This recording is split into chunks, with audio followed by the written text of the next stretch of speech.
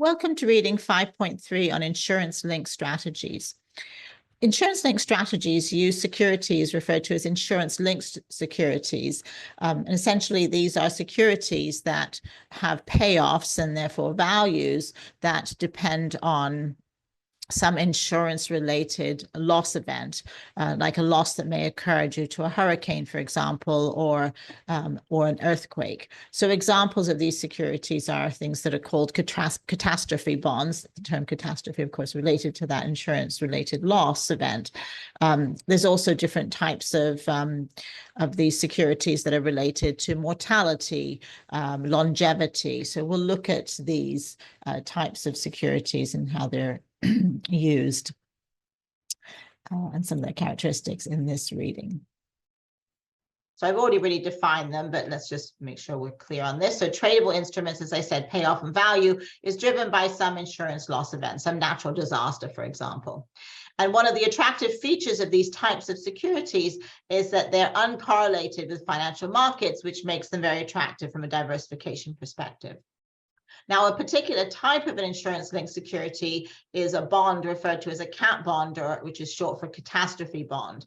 And this is a bond where an insurance company or a reinsurance company will issue and investors in the financial markets will purchase, where the insurance or reinsurance company is basically transferring the risk associated with some loss event to those investors in the market. And these are generally structured as private placements.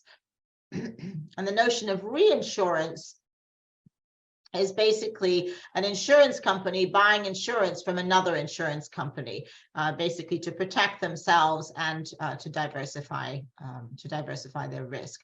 So this notion of insurance-linked securities and cat bonds really was, came about or was born in the early 1990s when we saw a large number of natural disasters. There was Hurricane Andrew in the United States. There was in Florida. There was, a big earthquake in California. There was also an earthquake in Japan. So these sort of things spurred the insurance industry to say, maybe we should look at, buying protection from the capital markets and transferring some of our insurance-related risks to that market.